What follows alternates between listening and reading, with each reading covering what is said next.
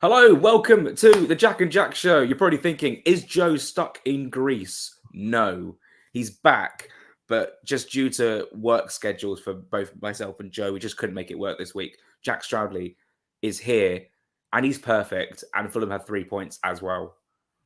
Hello, thank you for having me back. Obviously, Joe Sanson back from his holiday now, but I've been given the call up once again after a very good Fulham result. It's a much more positive mood compared to around this time last week when we were speaking. It was honestly, it was such a good weekend for Fulham overall. The under-18s won, I think, 6-0. The under-21s won 4-1. Fulham first team won 3-1. And Fulham women won 13-0. I mean, it was an incredible weekend. If Chelsea had lost, it would have been probably the perfect weekend. But they didn't. They beat West Ham, and it sort of makes myself feel a bit more frustrated about the result against West Ham because they were so easy to play against, especially on their own patch. But we won't worry about that. Let's talk about Newcastle. Now, I'm pretty pleased about this result for many reasons, because it helps Fulham, because the performance was great, but also the Newcastle fans needed humbling. I've watched a lot of when Fulham win. I don't know if you're the same, but you watch a lot of match reaction from the opposition view to get their view on the game. And I thought the Newcastle fans were incredibly, from the ones I watched, just like so entitled. How are we losing to teams like Fulham, in quotation marks? Bro, you came to the Craven Cottage and got like dunked over in the first half. And like, obviously I can sit here and be like, yeah, from a journalist point of view, I can't really be too like one-sided, but also like, this is a fan channel, so I can be a fan today. Yeah. They got absolutely like dunked on first half. Yeah, okay, they got back in the game, but we were still the better team across the whole 90. But the comments they were making, we shouldn't be losing to teams like Fulham, and then they say like Fulham, how we like they keep like emphasizing the name of the club as if it's going to change the result or anything. Like, no, I don't understand. I do understand the entitlement completely because of where they've been and what they've done the last few years. But a sensible Newcastle fan would say this performance and this result has been coming because we've actually sort of got results which have papered over cracks so far this season. They thought they were in a false position, but for some reason, Fulham are just not worthy of any respect, even though we've got the likes of Emil Smith-Rowe, we've got the likes of Sasha Lukic, Andres Pereira, like players who have got a lot of quality, Anthony Robert, like in the whole 11. But for some reason, I thought that Harvey Barnes was pretty good. Apart from that, I thought Newcastle were atrocious for the first half. Second half, they got better, but we made it quite easy for them. Let me know your thoughts on the game, Jack, because it was a really high intensity game of quite like, I feel like maybe every Fulham fan in that stadium would have felt so nervous for the whole second half because of what happened against West Ham. So the pure relief of that third goal, everyone sort of just, like I say, like I tweeted, like just sighed this sigh of relief from the game. Yeah, I think nail on the head there. A few things to talk about. Obviously, 3 points is the most important thing. And I think it was a 3 points that Fulham really needed, given the week we had last week with West Ham and Preston, and given the fact that we've got Forest away, which we'll talk about, then City, then Villa. I think we needed 3 points, and to not only get 3 points, to get it in relatively convincing fashion is fantastic against a Newcastle side who have. Yes, they've underperformed a little bit in terms of performances. I know they're on a solid point total, but they've been a very successful side over the last few years, and we've got a very bad record against them, but we just continue to do what we do best under Marco Silva, which is be tough to beat at home. And that's the real kind of foundation of a Marco Silva Fulham side, is that we make the Craven Cottage really difficult to come and get points out of. And ultimately it's performances like Saturday, which are why, we're not really too concerned about, being involved in a relegation concern, because our home form is just so strong. And performances were fantastic. That first half, we completely blew Newcastle away, and there's a sense of entitlement in terms of their fan base, in terms of a few of them being a little bit dismissive of Fulham. I think they're just, they're a little bit entitled given what's happened over the last couple of years. I think they maybe need to kind of know their place a little bit. That you're not a top 6 side. Like let's have it right. Second half, obviously they scored practically straight away, and you're thinking, oh God, here we go, same again. And then obviously they put on the pressure, had a huge opportunity when there was the mix-up between Leno and I think Smith Rowe, and they got the ball back, and Fabian Schär should have done better basically, and that probably should have been 2-2, but they didn't take the chance. And then Bruno Guimaraes with it was Bruno Guimaraes, I'm pretty sure, wasn't it? Yeah, it was awful. Terrible clearance. Hits Rodrigo Muniz and then falls into the path of Reece Nelson. 3-1, job done, and thanks for the 3 points. It really was. Good night, God bless for Newcastle. I feel slightly sorry for their fan base because obviously they had the game against Wimbledon postponed on Tuesday, and obviously that's a huge, long journey. If you'd have gone back to Newcastle, then gone back down to southwest London to have a game postponed, obviously it's very frustrating. And obviously sympathies with AFC Wimbledon and their pitch right now. And credits due to Newcastle United as a football club for donating £15,000 towards the cause to fix AFC Wimbledon's pitch. So, we're not sat here taking the mick out of Newcastle as a club. I'm just highlighting these live streams and fan reactions that I saw on YouTube that were just incredibly I was just saying again, we shouldn't be losing to teams like Fulham. Well, why? You're at Craven Cottage, a place that's notoriously over the last 3 years under Marcus Silva been a place where not many teams have picked up points. In fact, Fulham have been really, really good at home for the last 3 seasons, 2 and a bit seasons. And yes, okay, you've had a good record against Fulham, but it was about time it ended. And it honestly, from a Fulham point of view, it was about time it ended.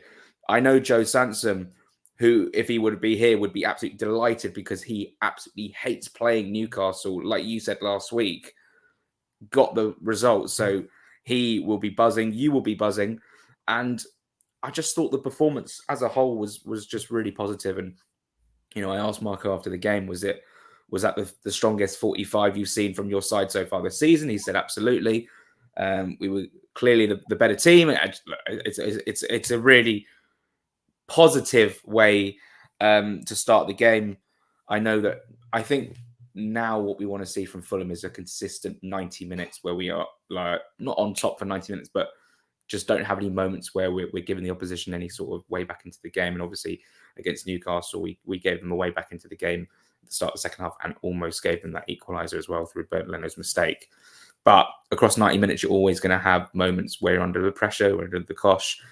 It did feel like, Jack, after Gordon's shot, which was saved by Bernd Leno, the period from there and after the Schär chance to the end of the game, it was almost like the West Ham game. They had a lot of the ball, but weren't doing anything with it. And then obviously Fulham got the goal at the end, which was obviously very encouraging.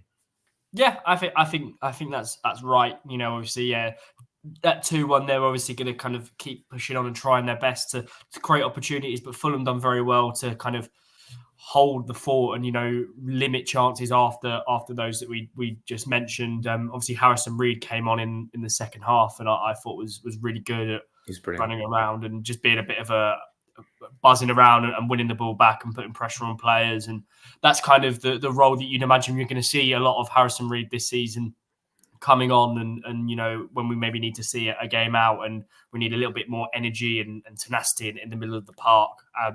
Especially when you consider the fact, obviously, you had Sasha Lukic was booked. Andres Pereira, I'm pretty sure, got booked in the game as well. So you needed we got 6 bookings in the whole game. So you needed somebody to come in and be a bit buzz around, basically. And that's what he done fantastically. It's interesting with Harrison Reed because he is a central defensive midfielder by design, but he comes on and almost plays as like this cam role where he's obviously not a central attacking midfielder at all, but he comes on and presses so high up the pitch that his role is to basically stop the other team from getting out and just putting them under a bit of pressure. And against West Ham, he didn't really do it very well, but against Newcastle, he won the ball back on 2 occasions high up the pitch.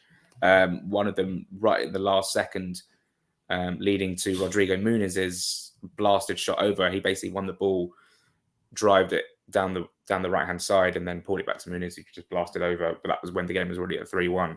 So massive credit to Harrison Reed. I think let's move on to Nottingham Forest now.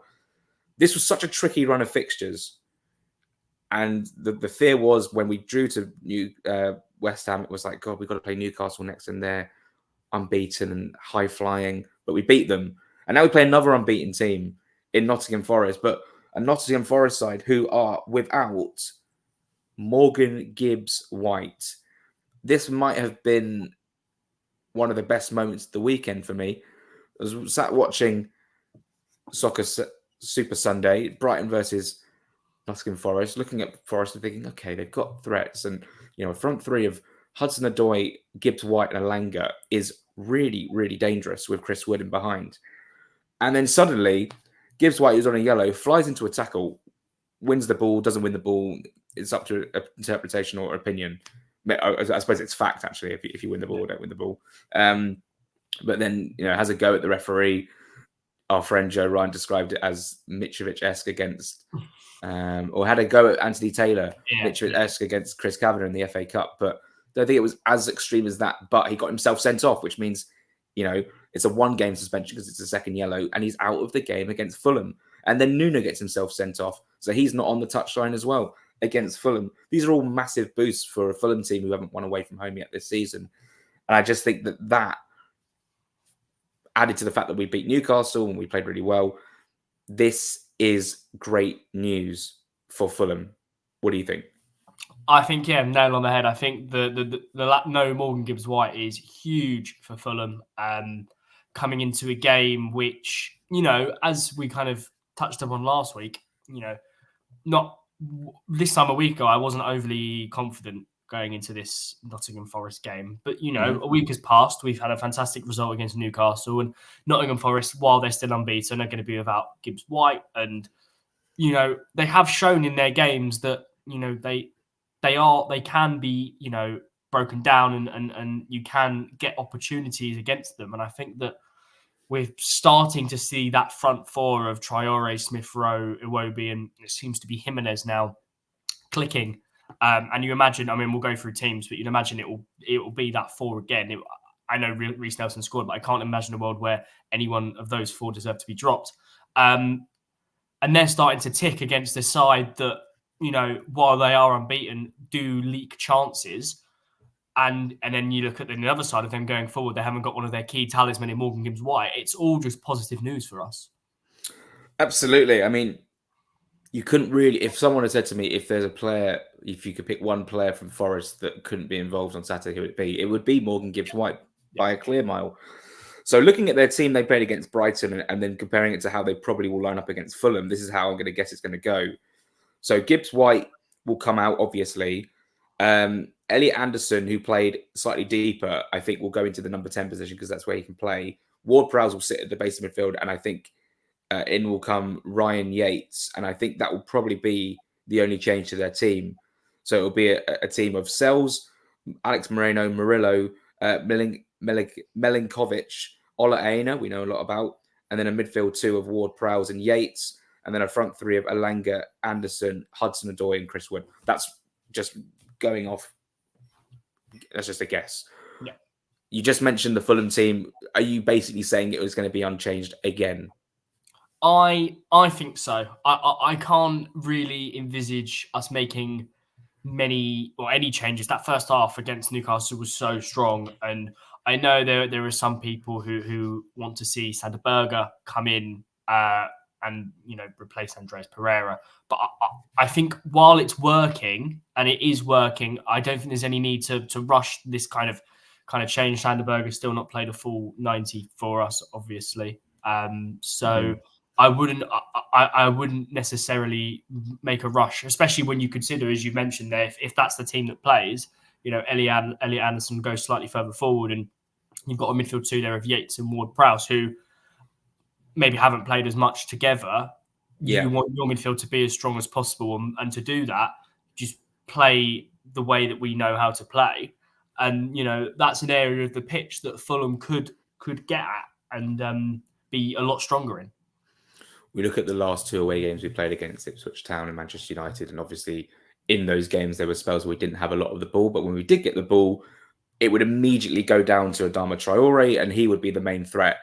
And then obviously the goal against Ipswich came down the left-hand side. We've got a lot of speed, a lot of agility in those positions. So basically, if Fulham get the ball and transition and they need to counter-attack, there's options left, right, and even down the middle with the likes of Emil Smith-Rowe, Sasha Lukic, Andres Pereira, strong runners. Or you can play it up to Muniz, who can hold it up. Jimenez. He's the one who's going to start if we're going unchanged. Hopefully he can hold it up and bring others into play. So excited, looking forward to it. Much more confident about this Fulham team than I am last week. I believe if Fulham avoid defeat, it's a Premier League record for Fulham to go 5 games unbeaten in the Premier League, which actually sounds quite underwhelming, only 5 games. But then you think of Fulham teams in the past. We haven't always been at our brilliant best. We've been in relegation battles. So obviously this stat does sort of make sense as well. We do a score prediction. Yeah. In terms of a score prediction, honestly, I think this one could go. You could make a claim, I think, for either side winning or a point. I think it's just one of those that could go either way. But I do think that, Nottingham Forest, yes, they haven't got Gibbs White. They've got some very good players. I think Chris Wood has really come into his own since joining Nottingham Forest. Hudson-Odoi's had a good start to the season. I like Murillo at the back. But then flip onto Fulham, we've got some fantastic players as well. But I just think the lack of Gibbs White and the way that we played last week, I think Fulham are going to nick it by 2-1. You love to see it. And in fact, I'm going to agree with you. I think we'll win. I think we're going to win the game. I mean, Forest have been unbeaten. That's got to end at some point. And I think a team like Fulham, who are so buoyed by their performance last week, I think we'll win 2-1. I agree. I'm not sure the order of goals. I'm not going to go into that sort of level of detail. I will point out that Joe Sansom did text me yesterday saying he thinks it's going to be 1-1, which is quite funny. And I was going to say something else. Yes, the performance last season of Nottingham Forest was probably the worst, especially the first half, the worst performance of the season. 3-0 down at half-time and Fulham making 3 changes before the break. Now, that's obviously something we want to avoid, and hopefully we don't have that sort of thing happen again. It was a time of the season where we were safe and blah, blah, blah. Now there's points to play for, and it's all up for grabs. Let's hope we avoid that, Jack, and get off to a good start. Do you have a goal scorer in mind for Saturday? For starters, I think we'll go unchanged. I don't think there's going to be any changes to the lineup. I'm going to say that we'll take the lead through Adama Traore. Go on. Then Forest will equalise before half-time, and then Reece Nelson off the bench, 2-1. Oh, I like it. I've got a feeling Jimenez is going to score again. I hope so. He's on form now. Yeah. I mean, what a goal. I mean, I know we haven't talked about the individual goals, but what a finish. Mitrovic versus QPR-esque. Literally exactly the same goal. Okay, the cross from Odoi was slightly deeper to the edge of the box, which is even more impressive that Mitrovic took it down and turned and shot. But I didn't expect that sort of finish from Raul Jimenez. And the fact of the matter is it came 43 seconds after the ball was in the net for Newcastle. I was actually typing away saying goal disallowed, looked up. Jimenez had just chested it down and banged it in. I thought, oh, 1-0 to Fulham. Fantastic. Honestly, Saturday was brilliant. I mean, for just so brilliant to see Fulham win. And so brilliant from the under-21s last night. If you haven't seen it, I'm sure the club will post the highlights because you have to watch the highlights of this game. It was basically the weirdest game I've probably ever seen ever. The game was 2-0 down at half-time to PSV, and they'd missed a penalty as well. They hit the bar. Fulham couldn't get into the game at all. It was really, really hard for them to keep the ball, and when they got into the attacking areas, they couldn't muster anything in terms of a chance.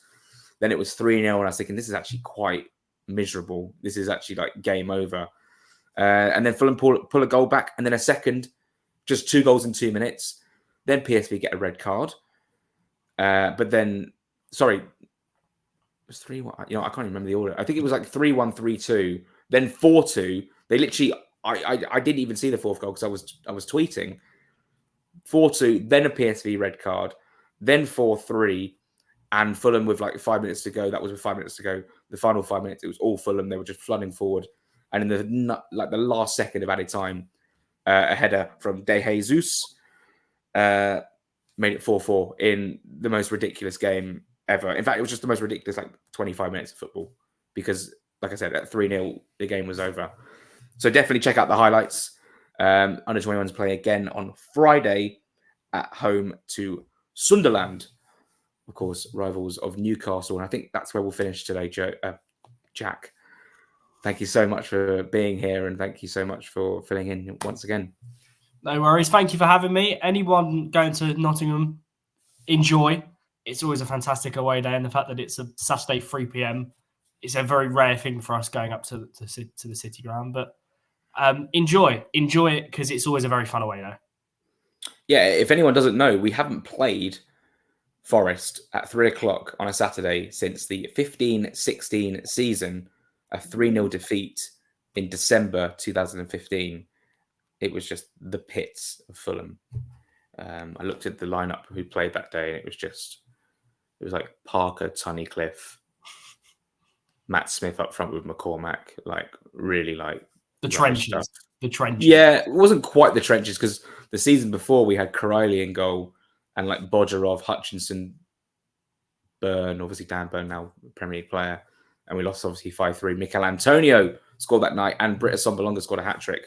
What a throwback! But yeah, obviously if you're pre-drinking, Notts County, they open up their bar, which is really good to go to. There's a couple of other pubs as well. I did a quiz with a Nottingham Forest fan last season at quite a nice pub, literally opposite the ground.